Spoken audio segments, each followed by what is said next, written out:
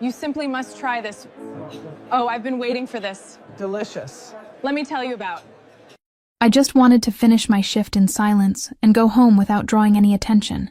I'd spent my whole life believing that women like me survived by staying invisible. But that night, my manager cornered me in the bathroom, certain no one would see, no one would hear, no one would care. He just didn't know that Reese Ashford was watching. The most dangerous man in Chicago got me out of there without raising his voice. But after that, he never left my life again. I should have been afraid of him. So why was it in his arms that I felt safe? Chapter 1. The Reflection in the Mirror. The tray weighed less than the air in the dining room. That's what I thought every time I crossed through the back door of the Bella Rosa, pushed the swinging door open with my shoulder, and stepped onto the polished floor where the men talked too low, and the women laughed too loud. The red carpet swallowed footsteps. The chandeliers dripped honey-colored light over the glasses, and everything smelled of expensive wine and bitter perfume, that mixture that clings to your clothes, and that I carried home every night without noticing anymore. I pressed the tray against my chest.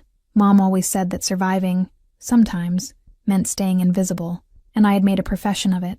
Estella, Table 9 wants another bottle of that French thing nobody can pronounce, whispered Saoirse, passing me with 3 plates balanced on her forearm and the smile of someone who hates the shift before it even starts. If Marlon asks where I am, tell him I died. He won't ask. He will. She stopped for a second, peeked at my face, softened her voice. Stell, everything okay? I nodded too fast. Saoirse knew, but she knew in that friendly way that never forces anyone to confirm it. She kept walking, and the smell of butter sauce went with her. Marlon Voss was leaning against the kitchen doorframe, white shirt, loose tie, that manager way of imagining himself the owner of everything he stepped on. He had a habit of looking at me 2 seconds longer than anything called for. I had learned to count those seconds the way you measure the distance of thunder. 1, 2, and then the lightning had already passed. For today. Table 1, he said, without straightening up. Private reservation. 7 people. Don't drop anything. I won't drop anything. I know you won't. He smiled, and the smile didn't reach his eyes. You never drop anything, Estella. It's your best quality. I passed him with the empty tray. I felt the hallway air hit the back of my neck like a warning, cold and thin, the kind of warning the body registers before the head does. Table 1 sat in the most private corner of the dining room, in a nook raised by 2 marble steps, separated by a heavy burgundy velvet curtain that muffled the sound of the entire room. It was the table reserved for people who paid for the waiters. Silence along with their dinner. I had already served politicians, a judge, 2 businessmen whose names I pretended not to recognize in the paper. That night, the reservation was under a single surname, Ashford. I didn't know the surname. I thought that was supposed to be reassuring. It wasn't. The street door opened, and 3 men walked in. The whole dining room seemed to drop half a tone in volume, as if an invisible conductor had passed his hand over the strings. It wasn't my imagination. The bar waiter, Theo, stopped polishing his glass and froze with the cloth in the air. The hostess straightened her back in a way that seemed involuntary, like a reflex. Even the pianist, playing something French and lukewarm in the corner, hit a wrong key and took a second to find the beat again. The one in front was the tallest. Shoulders too broad for the suit, though the suit fit perfectly, tailored in a dark fabric that absorbed the surrounding light. Dark hair combed back with the calm of a man who has never once been in a hurry in his life. He wasn't handsome the way that fits on a poster. He was handsome the way that fits on a warning label. Behind him, 2 men, a thin one with ironic eyes, the bearing of a lawyer and the cynicism already on his lips. The other, shorter, quiet, with the expression of someone who had measured every exit in the room before taking his first step inside. The first one's eyes swept the room in a slow arc. They stopped on me for a second. No more. It was enough to make my chest tighten on a note I couldn't name. I swallowed hard and looked away. "Good evening," said the hostess. Too loud. "Table 1, Mr. Ashford, please." His voice was low. It was the kind of voice that didn't ask for attention. It collected, like an old debt whose creditor doesn't need to raise his tone to be understood. I led the way, shield tray up again, and climbed the 2 marble steps, feeling the cold of the stone through the sole of my shoe. I drew back the curtain. I felt, without seeing, that he was watching my back as I led the reservation into the nook.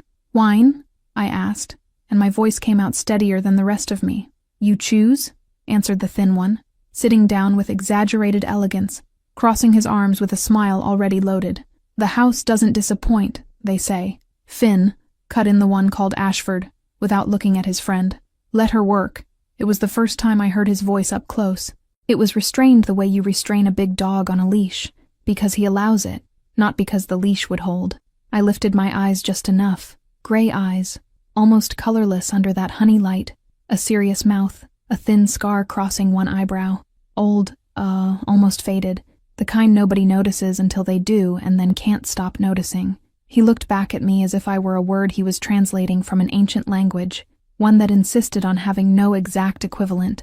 "Thank you," I murmured, without knowing why. He tilted his head half a centimeter. It was the most aristocratic gesture I had ever seen from a man who clearly didn't belong to the kind of people who usually dined there. I left the nook with my knees a little wobbly and the tray heavier than before, even though it was empty. Saoirse pinned me against the pantry wall, her shoulder warm against my arm. "Do you know who that is?" "Ashford. Table 1. Ashford, Stell. Rhys Ashford." She widened her eyes as if I were supposed to grasp a physics equation. "That man does not sit in an ordinary restaurant. That man tells ordinary restaurants to close. He ordered a wine. He ordered a wine." She ran her hand over her face. Fingers splayed on her forehead.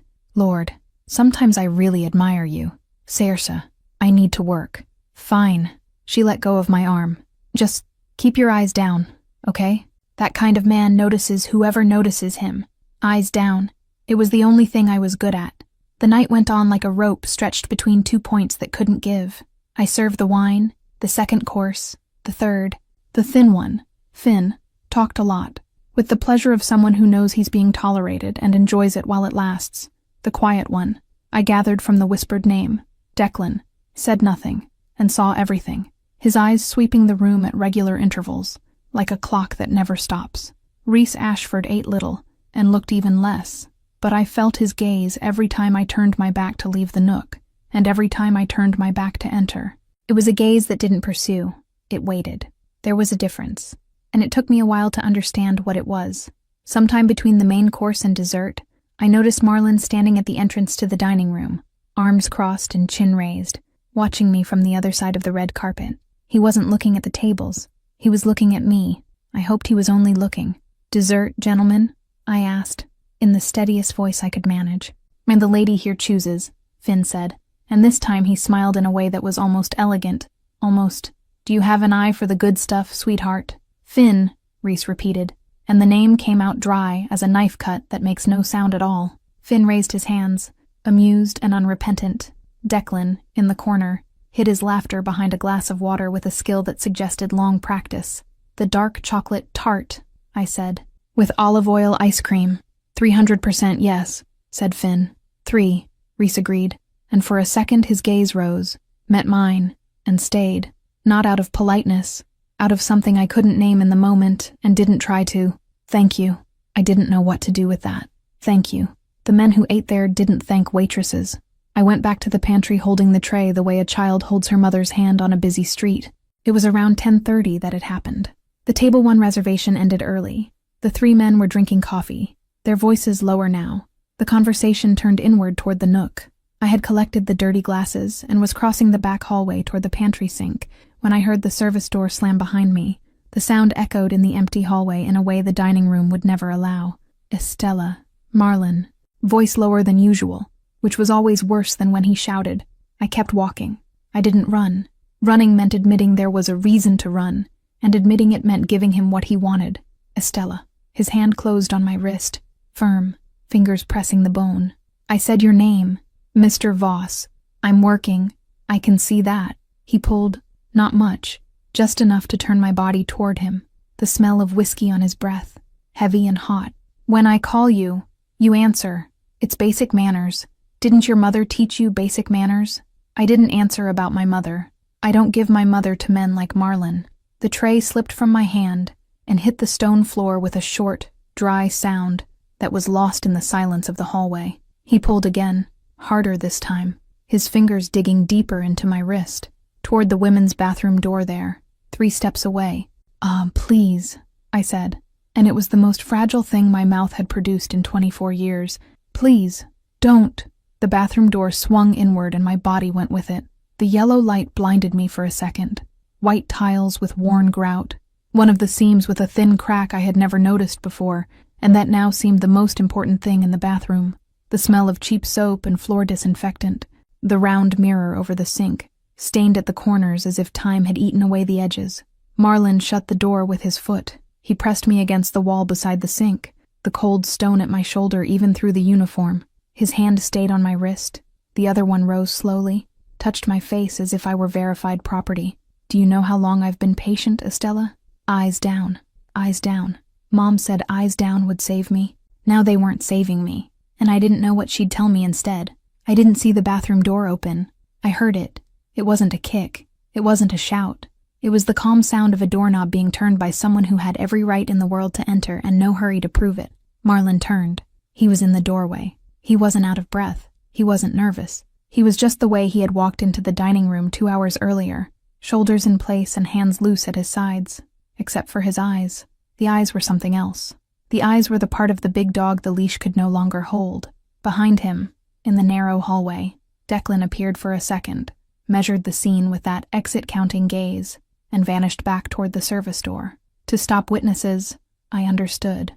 To make sure the hallway stayed empty, and the bathroom was the only place in the world at that moment.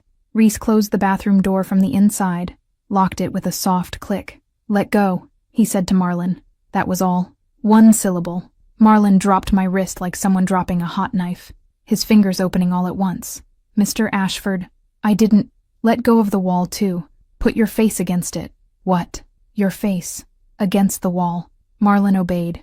I saw it in the blurred reflection of the stainless steel sink, his image trembling in the curve of the metal. The white shirt made it clear he was shaking. Reese crossed the bathroom in 3 calm steps and stopped beside me. He didn't touch me. He looked down into my face, studying, as if he wanted to be sure I was whole before anything else. His voice dropped to a quieter place, almost soft, that I hadn't expected to exist in him. "Can you walk?" I nodded. "Look at me, please." I looked. "You're going to leave here with Declan. You'll wait in the kitchen. I'll be 3 minutes. A 1-second pause. Precise. You didn't see any of what's about to happen in here. Deal. Deal." He reached out his hand, but stopped in the air before touching me. He remembered I didn't want to be touched right now. He remembered in a way that seemed like instinct, not calculation, and that was the strangest thing about the entire night. "Go." He opened the door just enough for me to pass. Declan was in the hallway, his broad shoulders blocking the view from any window in the dining room. He put a gentle hand on my back, without pressing, light, as someone who knows the difference between guiding and shoving, and led me to the kitchen. The bathroom door closed behind me with the same calm click as before. I heard no shout. I heard nothing. It was worse than having heard. In the pantry, I leaned against the stainless steel counter. I felt the cold of the metal through my uniform, firm and real, and I held on to that cold like an anchor. Saoirse rushed to me, white as the tiled wall behind her. She opened her mouth to ask something, and closed it. She just held both my hands between hers, with a restrained strength that said everything she had chosen not to say out loud. 3 minutes. I counted. At the 3rd, I heard footsteps in the hallway. Calm, measured footsteps. The kind of step that isn't in a hurry because it's already settled what it needed to and doesn't need to flee from what it left behind. They weren't Marlon's. Marlon dragged his heel, making the noise of someone who owns other people's houses. These were different, lighter, slower, with a rhythm that seemed deliberate even in the silence between one and the next. I lifted my head toward the hallway, and I understood, as the sound approached the kitchen door with that calm that was more threatening than any hurry, that the man who had just gotten me out of there was the most dangerous man who had ever set foot in the Bella Rosa in all the years I'd worked there, and that he was coming to see me. Was coming. Chapter 2. The Customer Who Came Back. I woke to sun in my eyes and the sound of someone opening the apartment door with a key that wasn't mine. I sat up in bed all at once, my heart beating somewhere outside my chest, and only relaxed when I heard Saoirse's voice in the hallway. "Stell, it's me. I brought coffee. And questions. Wasn't the door locked? It was, I have the spare key, remember? You gave it to me at Christmas." She appeared in the bedroom doorway, in her animal print pajamas with a steaming paper cup in each hand. "Are we going to talk about last night now? Or do you want to pretend a little longer?" I took the coffee. It smelled of cinnamon and vanilla and normal things. Normal things were important that morning. I needed them more than I needed answers. There's nothing to talk about. There's everything to talk about. She sat on the edge of the bed, folded her legs under her, and looked at me with that irritating patience of someone who knows she's going to win. Marlon went to the police station. Stell. He left the Bella Rosa between two cops. I saw it. I got there early this morning to grab my things and pretend I was going to quit, and the place looked like the 8 o'clock news. I hadn't seen Marlon leave. I had gone out the back door with Declan the night before, after Reese came back from the kitchen, stopped in front of me in the hallway with that heavy calm that seemed to take up space in the air, looked at me for a second and said only, "Go home. I'll handle it here." I went. I didn't ask how he would handle it. I didn't ask why he would handle it. I walked out into the alley with my hands still trembling faintly, and the smell of detergent from the bathroom still clinging to my clothes, and I went home pretending it was an ordinary night. Sayersa. Do you know who the man was who came into the bathroom? I do. She drank her coffee slowly, her eyes over the rim of the cup. And you already know too. I did. I had spent the whole night pretending not to know, lying on my back staring at the ceiling, calculating how wise it was to pretend. Today's a work day, I said. You're not working today. I'm working. Stell, sweetheart. Sayersa. If I don't go today, I'll never go again. And then he wins. Sayersa looked at me for a long time, with that expression she saved only for when I said something she disagreed with but understood. Then she stood and kissed my forehead, the way my mother used to when I was a child, and the world was too big. Take a shower. I'll wait so we can go together. Night came softly, the way Chicago has of not warning when the day ends. The light turned rust-colored through the apartment windows while I changed, and when I stepped out into the street with Sayersa beside me, the air smelled of cold asphalt and fried food from some street cart on the corner. I went into the Bella Rosa through the service door, and the dining room was the same as always, too much the same. Table 1's white cloth changed, the old mirror near the bar polished and returned to its place as if it had never reflected anything wrong, the pianist playing the same French, lukewarm thing he'd played every night since I started working there. It was as if the night before had been a bad dream, nobody checked on in the morning. Marlon, however, wasn't there. In his place, behind the management desk, was an unfamiliar man in thin glasses, and the expression of someone who'd rather be somewhere else, fiddling with a folder. The restaurant's former owner, Ms. Yvette, a small woman with platinum hair and iron fists disguised as silk, passed me without a greeting, which was, in itself, a greeting. Yvette only ignored you when she was ashamed of something that was hers to fix, Sayersa whispered near my shoulder. Marlon was suspended, officially. That's the word she used in the girls' group chat. Suspended. Suspended. The front doorbell chimed. I didn't need to look. I knew before I looked. Reese Ashford walked into the dining room alone. No Finn, no Declan. Alone. Like a man who needs no escort to occupy any place in the world. Dark gray suit, no tie this time. White shirt open one button. Hands in his trouser pockets with that ease of a man who carries his own weight without needing to show it. His eyes swept the room slowly, assessing, cataloging, discarding, and stopped, this time without any rush to pretend they didn't. On me. I pressed the empty tray against my chest. Old shield habit. Ms. Yvette rushed to attend to him with her special reservation smile. He cut Yvette off with a polite sentence, pointed to table 4, a small table in my section, near the window that looked out onto the street, far from the center of the room, and sat down. Sayersa crossed the room to me under the pretext of grabbing a menu from the counter and stopped at my shoulder. Low. Stell, breathe. I breathed. I walked to table 4 with steady knees for the first time in 24 hours.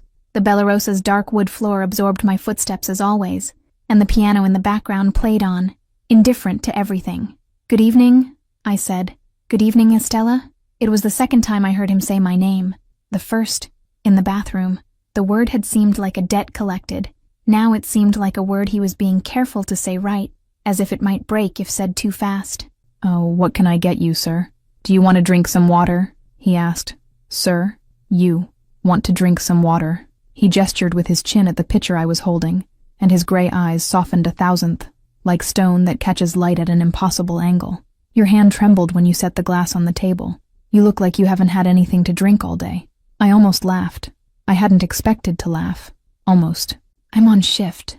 I know. He took his hand out of his pocket and laid it on the table, palm up, in a gesture that was neither invitation nor order. It was just a hand on a wooden table, but there was something in that quiet gesture that made me stop. Sit for a second. I called you to this table because I thought it was more discreet than stopping you in the kitchen. But if it bothers you, I'll leave right now and we can talk whenever you want. I looked over my shoulder. Yvette pretended to check a reservation at the counter. Saoirse pretended to clean an already clean glass across the room. No one was looking, and everyone was. I sat, on the edge of the chair, enough to be able to stand. I didn't come to ask for anything, he said, his voice low enough not to carry past the table. I just came to make sure you slept. I slept a little. Good. A small pause, the kind he seemed to use on purpose. Marlon isn't coming back here. Not tomorrow, not ever. That's one of the few things I can promise. Do you always keep what you promise? The question came out on its own. I startled myself with it, with the crooked frankness in it, with the fact that it was exactly what I needed to know. He looked at me for a stretch that seemed too long for a simple question. Always. I looked away. I looked out the window. Chicago at that hour was just yellow street lamp light and hurried people in coats, each one carrying their own invisible weight along the wet sidewalk. Thank you, I said low, for last night. Don't thank me for last night. Why? Because I didn't do it out of kindness, Estella. His voice dropped another tone, and I felt the sound of it more than I heard it. I did it because I saw, and when I see something like that, I can't not do something. It's not virtue, it's a factory defect. I didn't know how to answer. No word came that was true enough. I stood. Have a good shift, he said, without moving. Have a good dinner. He ordered soup, ate half, stayed another hour looking out the window with the air of someone who wasn't seeing the street but thinking about it. He paid in cash, left the bill folded under the salt shaker, and left without saying goodbye, the way men like him leave, as if the door were already theirs before it opened. Saturday came with a fine rain that didn't soak anyone in a hurry, just lingered in the air like something that wouldn't resolve. The Bella Rosa closed early, and I was collecting the last glasses from the bar when Yvette called me into the management office. Inside, she looked smaller than I remembered. She stood by the desk, her fingers fidgeting with the pearl necklace she wore like armor against anything that threatened what was hers. Estella, sit for a second. I sat in the chair across from her, spine straight and hands in my lap. I need you to understand something. She took a deep breath, like someone preparing a speech she'd rehearsed and hadn't liked rehearsing. Mr. Ashford now owns part of the place. It took me 2 seconds to put the words into an order that made sense. Part of the Bella Rosa. Part. She tried to smile, and gave up halfway. The smile hanging in an uncertain place. The part that matters, let's say, he bought in Friday morning. Before we even understood what had happened with Marlon, the papers were already at the notary. And he has the means, sweetheart. Yvette touched my knee with her fingertips, the way you touch porcelain that might crack if pressed in the wrong spot. One of the conditions is that you stay. He was the one who asked. I wanted you to hear it from me before you heard it in the hallways. I didn't answer. I stood. I said goodnight in the voice I used when there was nothing else certain left to say. I left. I crossed the empty dining room, my heels echoing on the wood floor that no longer had anyone to absorb the sound. I opened the front door. The fine rain from before had thickened, not enough to shout, but enough to slowly soak anyone who stood still. I stood still. He was on the sidewalk, leaning against a black car, hands in his pockets, his hair already damp from insisting on staying outside without an umbrella. Declan, inside the car, held some book between his fingers, the page open in the same spot as always, the reading clearly fake. You didn't have to be here, I said. I know. Why are you? Because I figured Yvette would talk to you tonight, he said, without taking his hands out of his pockets, without taking a step toward me, and that you wouldn't like walking alone to the bus stop afterward. I crossed my arms. The rain was coming in sideways now, faintly cold on my neck. You bought the restaurant. I bought part. Why? To make sure Marlon doesn't come back. He looked at me, and the gray of his eyes went darker in the wet streetlight, deeper than I knew how to handle, and to make sure no one fired you because of what happened. Yes, I demanded that you stay, but only if you want to stay. If you want to leave, I'll pay your notice in the rest of the year and we'll never see each other again. It's your choice. It was the first time in my adult life someone had said, your choice to me, and seemed to actually mean it, with no conditions stuck on underneath. I want to stay, I said. Okay, but I don't owe you anything, Mr. Ashford. Reese, Mr. Ashford. He tilted his head half a centimeter. That aristocratic and slightly irritating gesture I already recognized as the most humor he allowed himself to show. Mr. Ashford, then. A pause. The rain. Or can I take you home? Just tonight. The rain's getting worse. The rain had gotten worse. Yes. I looked at the bus stop. 3 blocks away. Invisible behind a curtain of drizzle.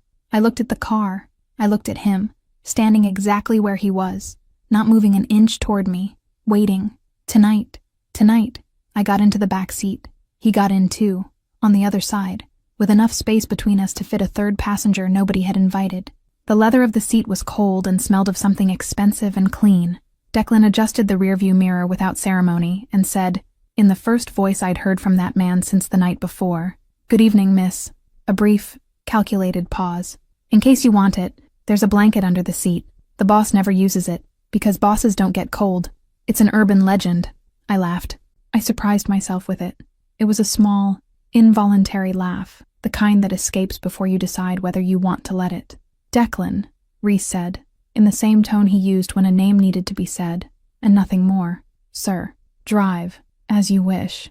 The car slid down the wet street, the headlights cutting the drizzle into bands of white light. I looked out the window, Chicago passing slowly, and I didn't say where we were going. I didn't need to. He already knew.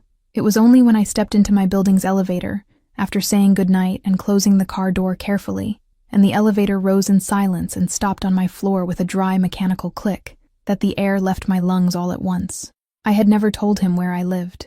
I clenched the key in my hand until it hurt. Chapter 3. The Receipts in the Rain. The management office smelled of shut-in dust and cheap perfume forgotten in the curtain. Marlon had been suspended for days, but the room still carried his mark, papers stacked without any order, a dry coffee mug in the corner of the desk with a dark ring of residue at the bottom, a drawer half open as if he'd left thinking he might come back at any moment. Yvette called me in a little after 3 in the afternoon. She said she needed someone she trusted to organize everything before the new administrator arrived. I knew what that meant. Someone she trusted was someone who didn't talk. I agreed without arguing, because it was still what I did best, and because arguing with Yvette took an energy I was saving for other battles. I started with the folders on top of the filing cabinet. Old invoices, supplier contracts, a leather planner with names I recognized from tables reserved on the busiest Fridays. I stacked everything in order, separated what went to the trash from what went to the safe. My hands worked on their own. My head didn't. My head was in the elevator from the night before, in the key clenched in my hand until it hurt, in the weight of knowing he had dropped me home without my needing to say the way. When I crouched to pull the bottom drawer, it stuck. I forced it. It stuck again. I slid my hand through the gap and felt a fold of paper caught behind the frame, wedged on purpose against the wood. I pulled slowly. An accordion folder, thin, no label. I carried the folder to the desk and opened it. They were receipts. A dozen, maybe more, all in Marlon's hurried handwriting, slanted to the right, consonants that barely formed, like the writing of someone always in a hurry to leave somewhere. Cash payments, always in round amounts, always to the same name abbreviated by initials. The dates matched high-traffic nights in the dining room. The amounts matched nothing that appeared in the official accounting. I wasn't an accountant, but 8 years of waiting tables had taught me to read numbers. Marlon was skimming money from the Bella Rosa, and he was handing it to someone who held a debt I wasn't supposed to know about. I stood there for a stretch I couldn't measure. Out in the hallway, I heard Saoirse laughing at something Theo said at the counter. That laugh of hers, loud and unfiltered, that used to annoy me and now sounded like proof that the world still existed beyond that room. Inside, only the window fan, spinning crooked, making a faint, repeated creak I hadn't noticed until the silence forced me to pay attention to everything. I took my phone out of my pocket. I photographed each sheet carefully, making sure Marlon's handwriting came out legible, that the dates stayed sharp. I returned the folder to its hiding place, closed the drawer, adjusted its position as it had been before. I washed my hands in the service bathroom sink before returning to the dining room, an automatic, unnecessary gesture, but one that gave me the feeling I could leave there without carrying the filth with me. I waited tables the rest of the afternoon with the same trained smile as always. I took orders, carried plates, collected glasses, smiled at a customer who called me sweetheart, with no malice.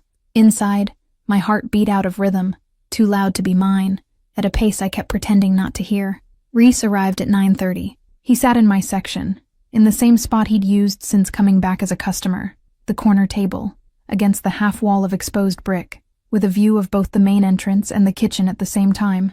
Dark coat, white shirt open at the collar, a silver ring on his right hand that caught the light of the sconce above the table when he fiddled with his glass. He didn't order anything. He waited for me to arrive. "Good evening," he said, in the low voice he used only for me, a voice different from the one I heard when he spoke to the men who came to his table on other days, quieter, as if it had been chosen.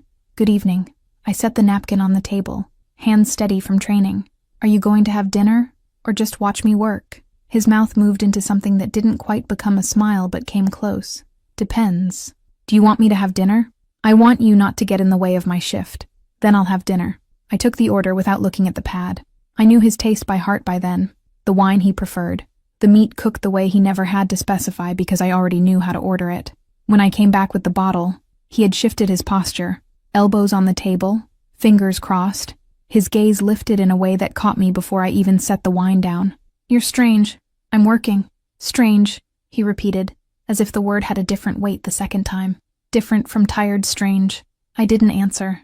I poured the wine slowly, the liquid running down the wall of the glass the way I'd taught myself to pour for him, watching what seemed to please him.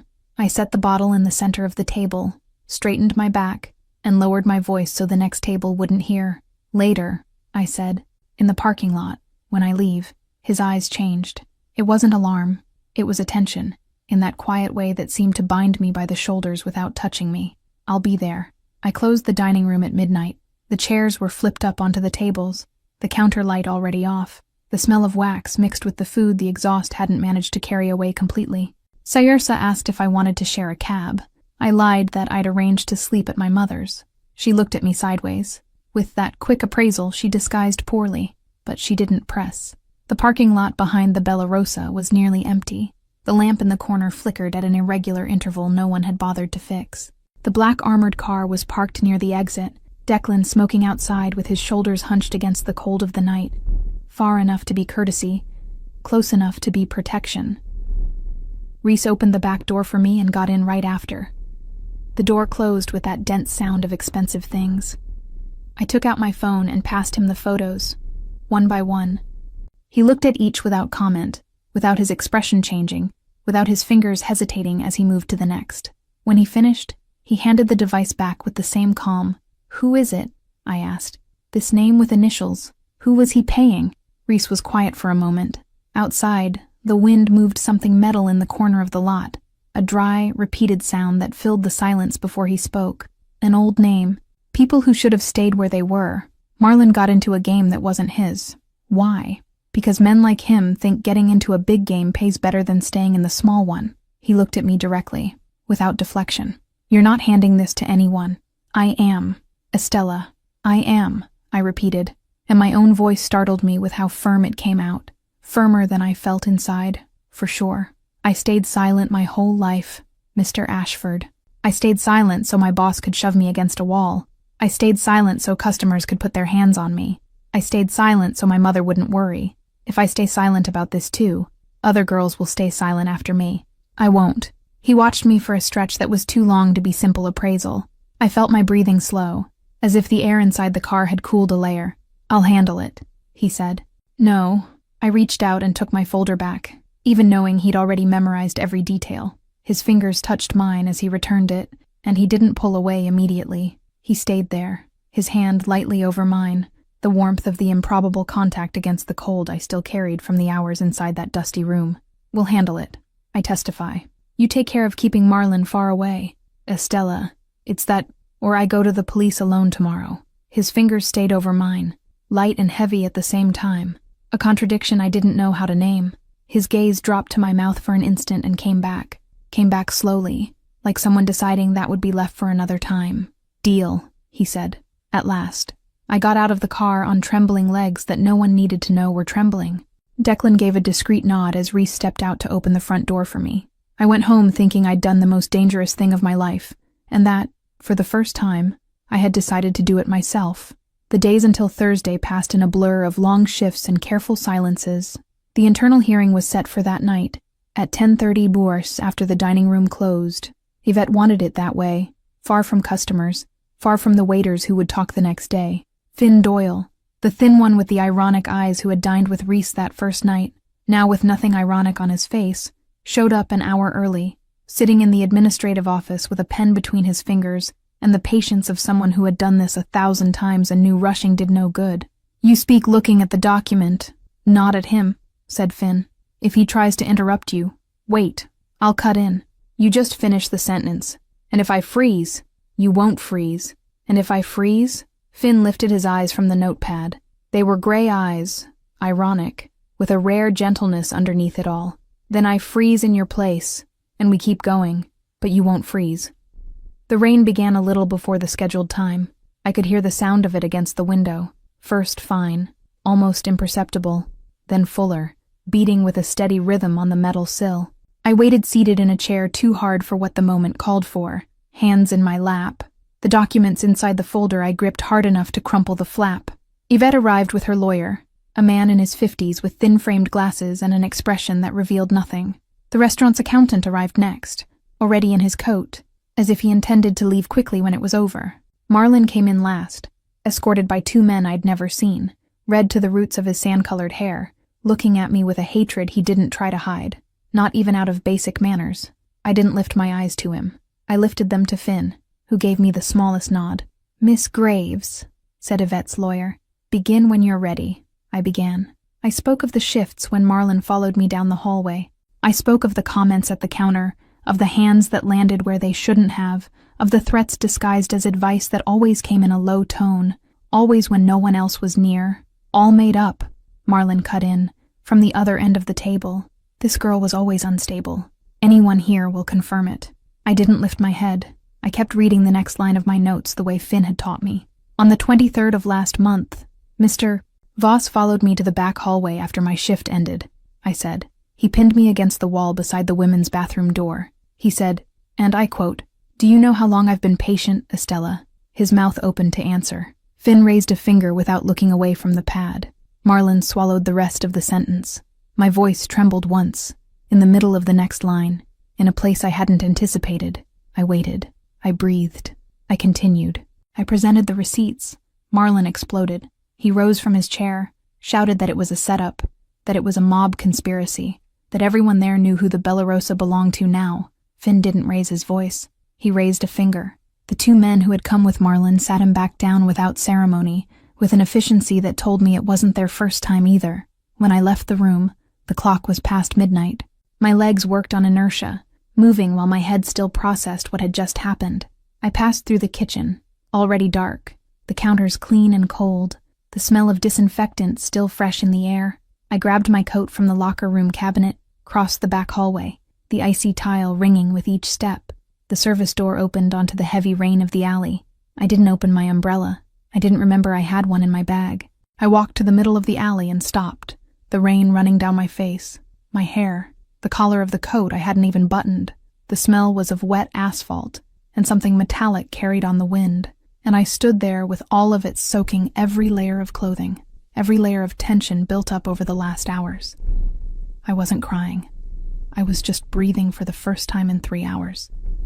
I heard footsteps behind me. I didn't need to turn to know. "You're soaked," said Reese. "I know. You want to get in the car." "No." He stopped beside me. He didn't drape his coat over my shoulders, didn't pull me under some eave, didn't do any of the things an ordinary man would do to fix another person's discomfort. He just stood there, at my side, in the rain, letting it soak him too, waiting for me to say whatever I needed to say first. "I was afraid," I said, after a while. When he stood up, when he shouted, "I was really afraid." "I know, but I didn't run." He turned his face toward me. The rain ran down his dark hair, down the collar of the white shirt that had lost all its stiffness, down the line of his jaw. There was no hurry in anything he did. "It's the bravest thing I've ever seen," he said. That was when I kissed him. It was for me, for the first time for me. I put my cold hand against the side of his face and rose up in my soaked shoes and pressed my mouth to his all at once, without asking permission, without thinking of the consequences, without letting my mother teach me again that staying invisible was a form of survival. He took a second. It was a whole second, long, suspended, in which I almost pulled back thinking I'd gotten everything wrong, that I'd mistaken attention for something it wasn't. And then his hand rose to the back of my neck, slowly, with a firmness that had something inside it that seemed like decision, and he kissed me back. It wasn't a kiss of kindness. It wasn't an apology. It wasn't a reward for doing the right thing. It was his mouth finding mine, as if that touch hurt and healed at the same time, as if he had put it off for longer than I knew, for reasons I still didn't fully understand. His other hand found my waist, without gripping, just supporting the weight of a choice we'd both made, and I felt the heat of his body pass through the soaked fabric of my blouse like something that shouldn't be possible under that rain. When he pulled away, it was only enough to rest his forehead against mine. "Let's go to the car," he said, in a voice lower than before, a little hoarse. "You're going to get sick."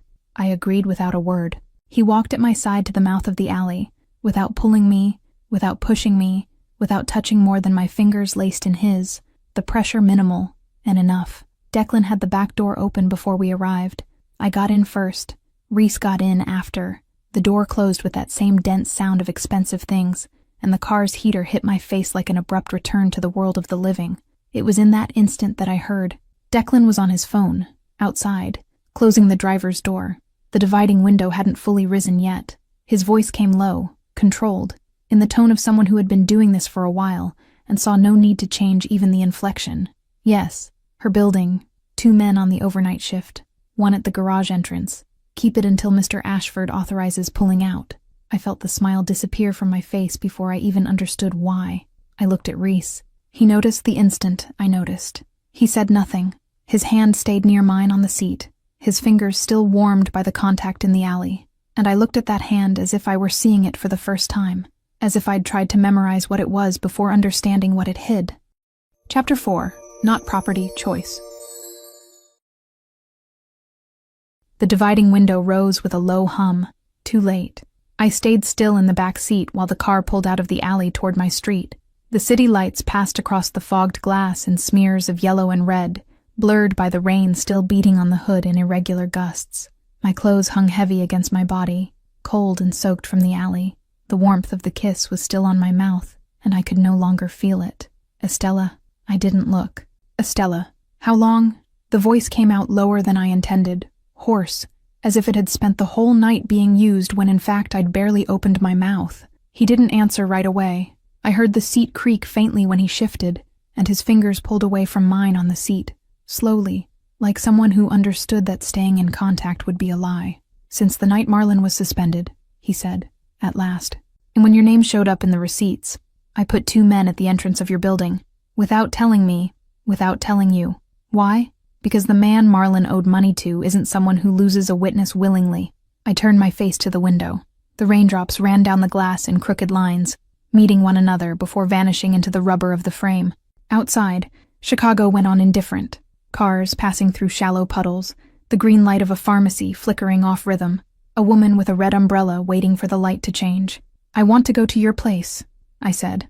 "Estella, you need dry clothes, a shower, something warm. Your place has all of that." He was silent for a moment. Then he leaned forward, touched the divider with 2 fingers. "Declan. Home." I had never been inside Reese Ashford's penthouse. The private elevator rose without a sound, lined with brushed steel that gave back my own distorted image on every floor. It rose too fast for the size of the building, or maybe I just wanted more time before getting out. The short hallway ended in a single door. No number, no bell. He opened it with his fingerprint. The interior light came on by itself, low, indirect, revealing a space of glass on every exterior wall.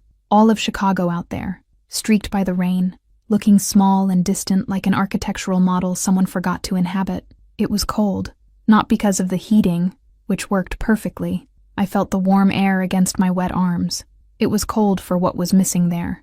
No photo on the wall, no book out of place, no forgotten cup on the counter of the open kitchen, no sign that anyone had lived in that apartment more than slept in it. The sofa was dark, large, and faced the city, not the television, as if the only thing that deserved attention there was the skyline outside. "Bathrooms to the left," said Reese. "Clean towel on the counter. There's a robe hanging behind the door." I went without answering. I showered quickly, with the water hotter than my body could stand, until I felt the muscles in my shoulders loosen.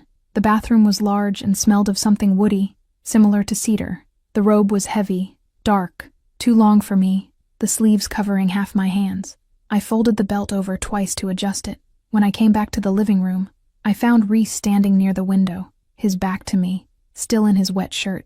The city glowed behind him in a grid of orange and white lights. There was a mug of tea steaming on the low table in front of the sofa.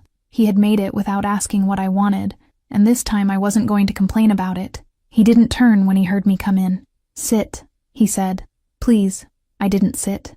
"You had my sleeping place watched." I did, without giving me the chance to say no.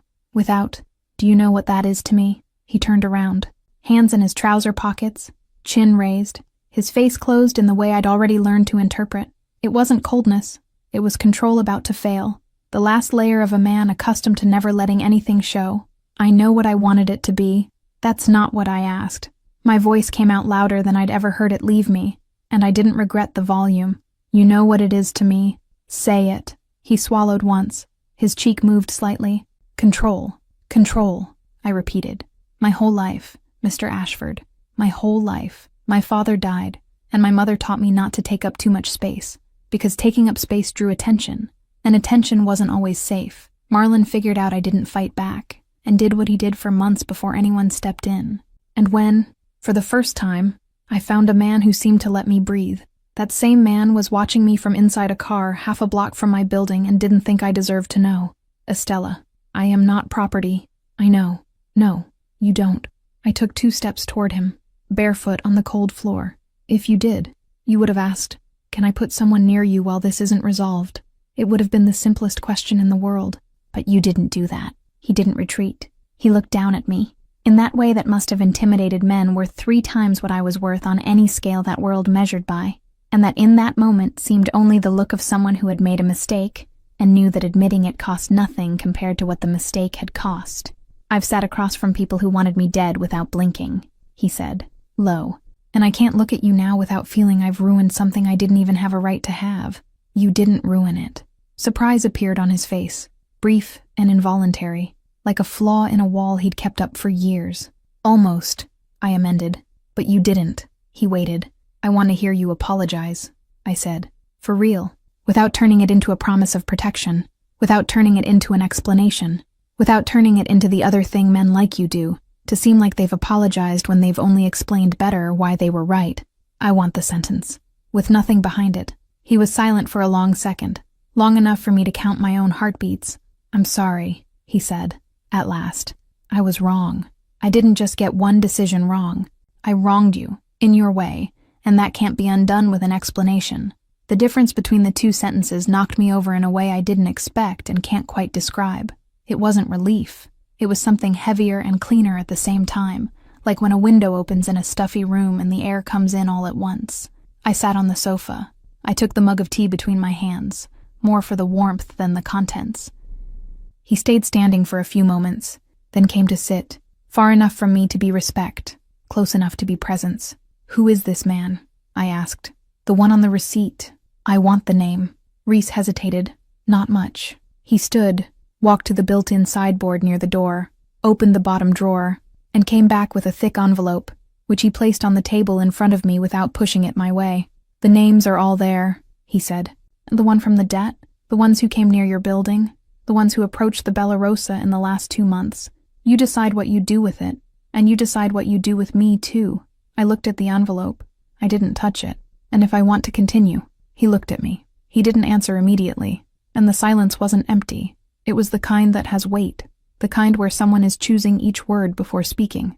"And then you don't decide anything else about me without me," I finished. "Nothing. Not even for my own good. Not out of fear. If you want to put a man at my door, you ask. If I say no, you back off. If you think I'm wrong, you talk to me, not around me. Deal." "I'm not finished yet." He waited. He rested his elbows on his knees, leaning forward, eyes on my face. "Tonight I'm going to sleep here," I said, "on the sofa. Not because I forgave you, because I haven't.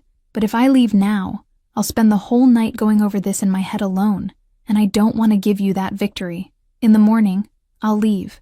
I need to think without your smell nearby." His mouth moved into something small, almost a laugh, that disappeared before it could become whole. "Deal," he repeated. He stood. He took a coat from an armchair I hadn't noticed, carried it to the hallway and came back with a heavy blanket of dark wool. He spread it over the sofa with a care that didn't match the size of his hands, adjusting the cushion before straightening up. He turned off the main light, left the corner lamp on, stopped at the hallway door. "If you need anything, I know where to find you." He nodded once. He disappeared down the hallway without another word, and I lay there with my eyes open for a stretch I couldn't measure, with the sound of rain against the glass and the city glowing below in every possible shade of orange and white, and the sentence "I'm sorry, I wronged you" repeating in my head as if I'd never heard those words in the right order coming out of a man's mouth. I woke before the sun rose. The apartment was quiet with that specific silence of high places, where not even the traffic quite reaches. I put on the clothes he had left folded on the armchair before turning off the light. A pair of his sweatpants, too long, a t-shirt that fit me like a dress, a jacket that smelled of the same woody perfume from the bathroom. I tried not to pay attention to the smell. I left without making a sound. Declan was in the car downstairs, with the same expression as always, as if he'd never slept, or as if sleeping were a luxury he'd discontinued years ago. He didn't comment on the clothes. He asked for the address when I said I wasn't going home. My mother opened the door in her robe, her hair pinned in a crooked bun, and her eyes still half closed. Evelyn looked at me, at the clothes that weren't mine, at the exhaustion I knew was written in every millimeter of my face. She didn't ask anything.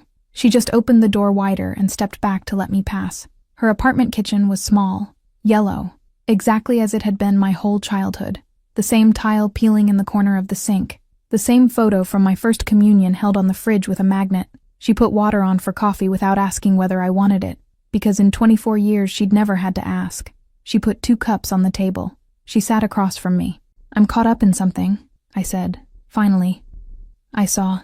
"You didn't." She raised her eyes. They were tired eyes, gentle, in that specific way of mothers who have learned to carry what doesn't fit, and to wait in silence for the moment their children bring the weight back to share. "I saw enough, sweetheart," I told her. I told her about the Bella Rosa, about Reese, about Marlon, about the receipts, about the night before. I didn't tell her everything.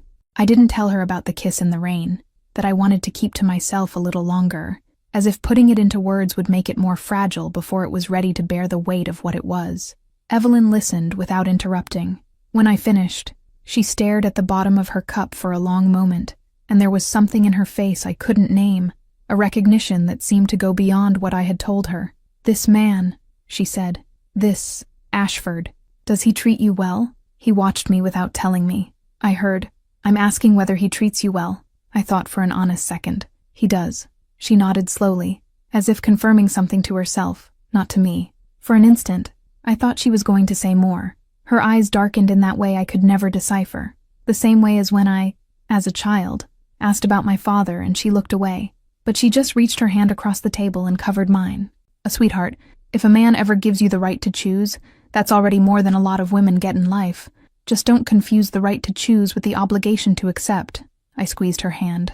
"I know. Do you really?" "I'm learning." She smiled slightly. We changed the subject. We talked about the neighbor upstairs, about fixing the sink, about a cornmeal cake she'd made on Thursday that was still in the pan if I wanted to take it. I washed both cups before leaving. I met Saoirse at the cafe near the Bella Rosa at 4 in the afternoon. She was already at the corner table with 2 lattes and a slice of apple pie to share, because Saoirse believed serious conversation didn't happen without sugar and didn't ask for opinions on it. "You look like someone who slept in her clothes at a gangster's penthouse," she said, before I even sat down. "I slept on the sofa."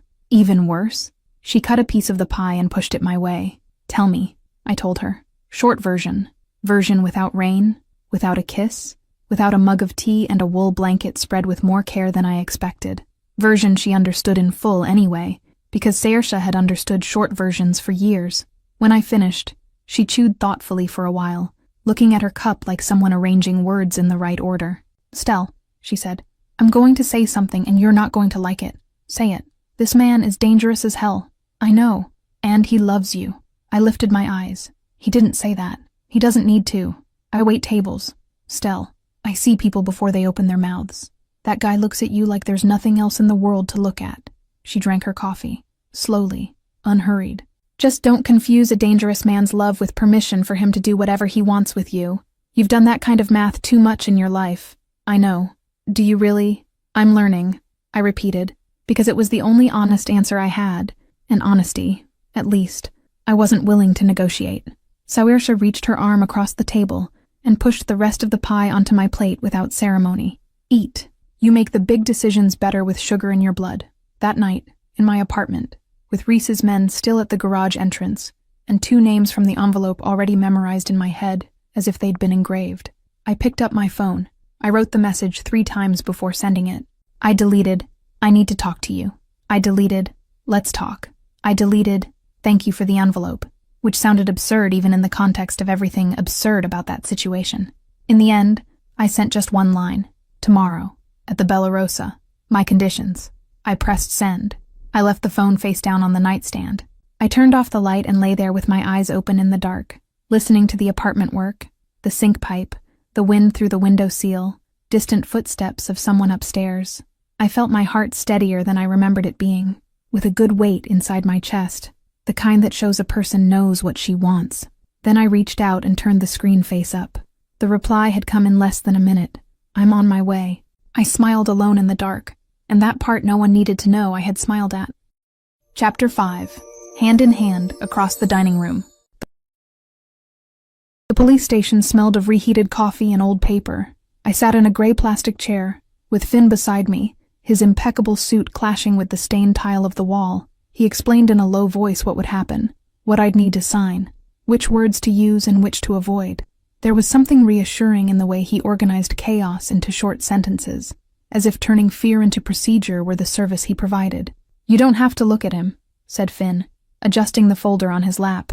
"If you want, I can ask them to do the identification behind the glass." "I'll look," I answered. "I've looked before. I'll look again." He nodded once. There was no irony in it, only respect, and I kept it as if it were a small gift. The hallway door opened and a detective called me by name. I stood slowly, smoothed my dark skirt, adjusted the strap of my bag on my shoulder. For a second, the old impulse to lower my eyes came up to the base of my neck. I resisted. I raised my chin. Marlin was on the other side of thick glass, in the station's gray uniform. He looked smaller than in my memory, as if the room were sucking something out of him. When his eyes met mine, I waited for the old tightness in the pit of my stomach. It came weaker than I feared. I looked slowly, without turning away, and it was he who looked away first. "It's him," I said, in a firm voice. The detective wrote it down. Finn held my folder while I signed the papers, and the pen trembled only on the first 2 letters of my name. After that, it stopped trembling. We went out into the hallway. Finn walked beside me in silence to the street door, and it was only on the sidewalk that he spoke again. "Assault and extortion," he said, adjusting the watch on his wrist. "And with the receipts, plus the testimony of the other 2 who came forward after yours, he isn't getting out anytime soon. The rival who financed him lost access to the Bella Rosa this morning." He looked at me sideways.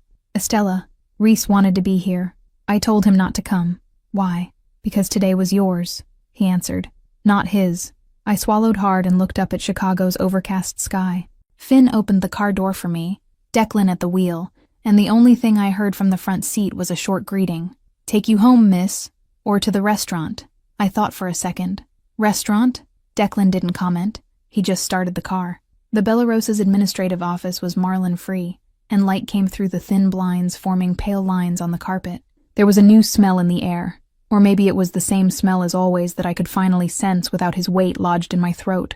Reese was already waiting, standing near the window, his sleeves folded up on his forearms, his coat over the back of the chair. "How did it go?" he asked. "It went," I answered. "It's over." He walked to the middle of the room and stopped at a respectful distance. I had learned to recognize that way of his, of measuring the space before bringing his body closer, like a man who knew his own weight, and used it with care. "I brought something," he said, and took from the inner pocket of his coat an envelope folded in half. "It's not a surprise. It's a document." I took it. I opened it. It was an employment contract written in simple language, with my name at the top. Supervisor of the main dining room's waitstaff. Fixed salary, benefits, days off. The last clause was highlighted in yellow. Any decision about my continued employment or role at the Bella Rosa would require my written consent. "You don't have to sign now," said Reese. "Read it calmly. Show it to Finn if you want. Tear it up if you want." "You took out the clause about dismissal by order of the board." "I did." I looked at the paper another moment, then lifted my eyes to him. "My conditions," I said. I'll repeat them, even though you already understood. Nothing about my life is decided without me. Surveillance, security, the presence of a man of yours on my street, at my door, at my work. None of that without my knowing and agreeing. Accepted. Without hesitating? Without hesitating. He paused briefly, as if the next sentence cost more. In exchange, I ask one thing. Say it. When you want me to back off, say so. Don't soften it. Don't dress up the sentence. Say it, and I back off. I'll learn to listen faster if you speak plainly. I took a moment measuring whether that was a request or a contract. It was a request. The most dangerous man in Chicago asking me for the one thing I knew how to give. Deal, I answered. I held out my hand.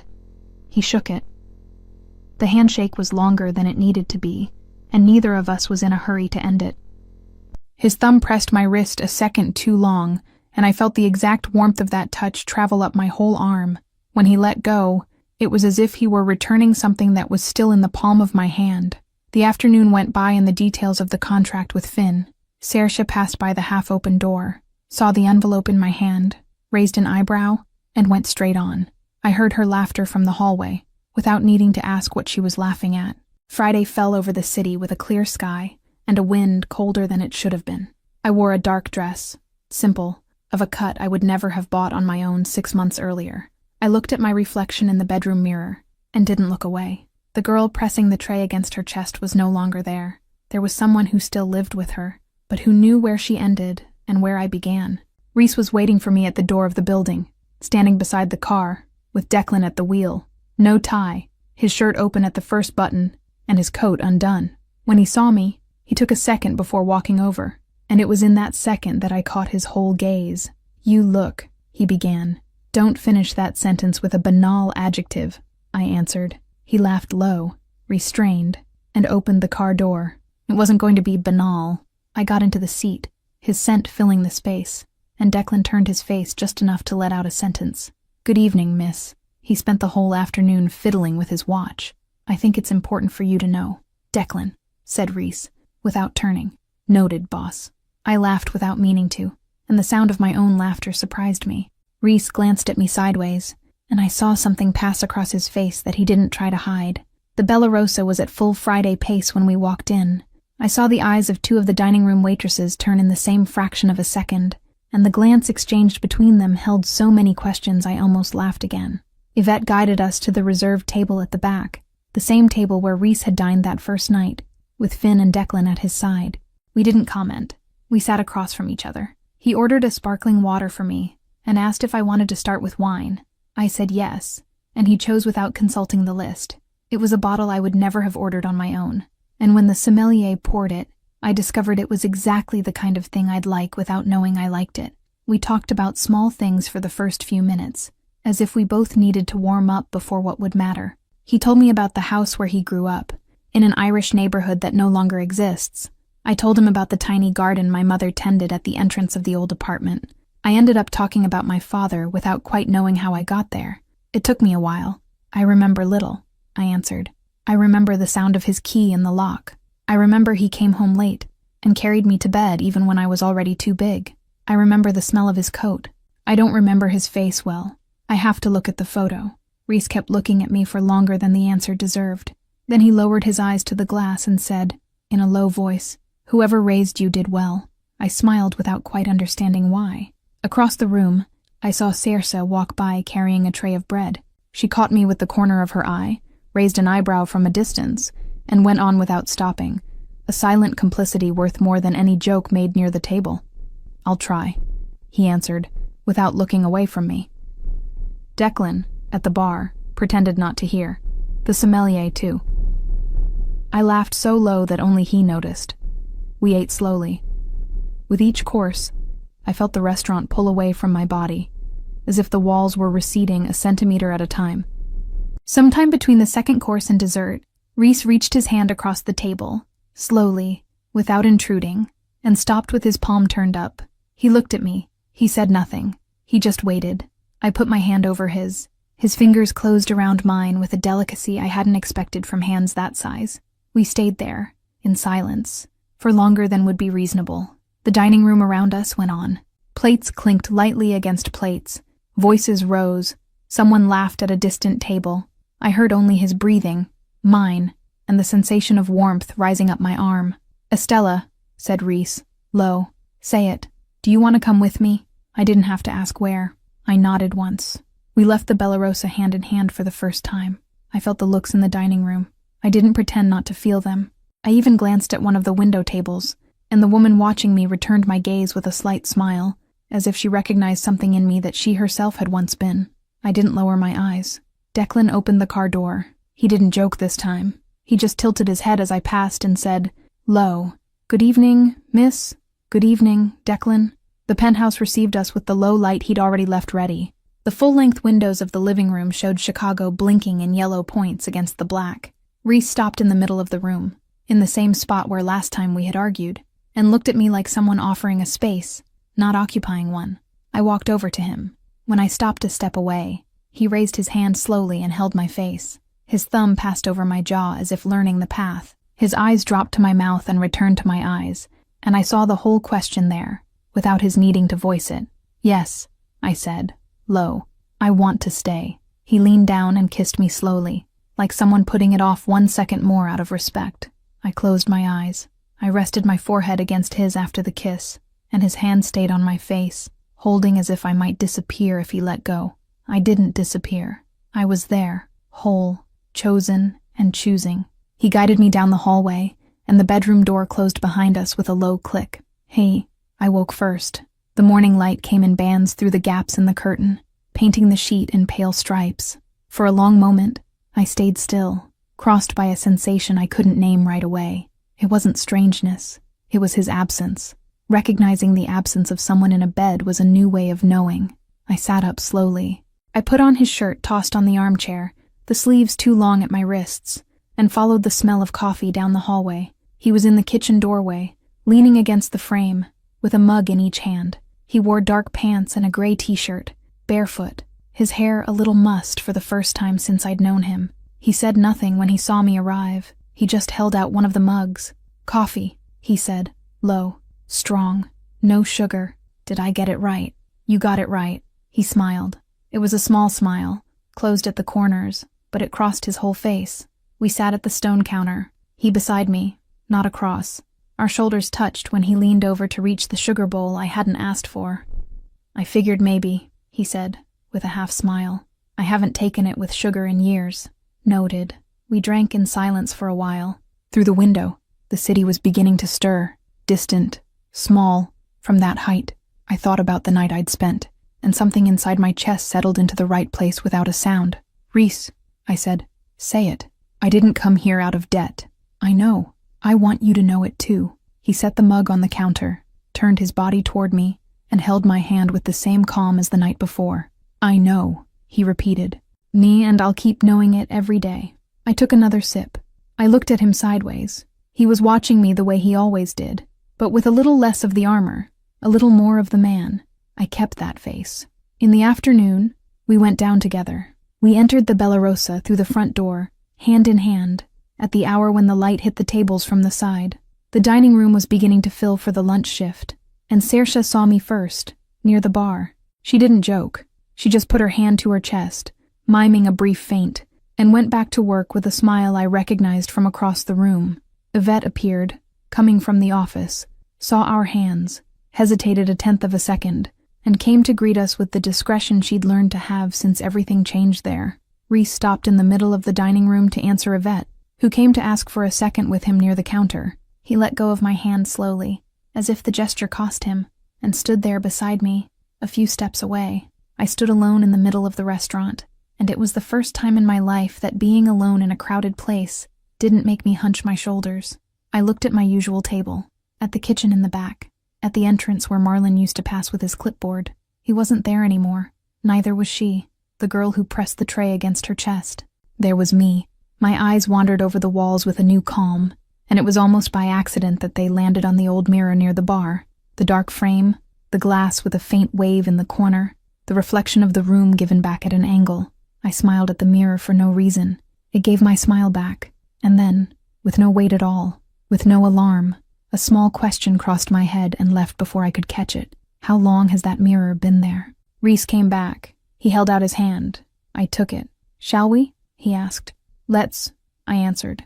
We walked together to the table at the back. I didn't lower my eyes a single time.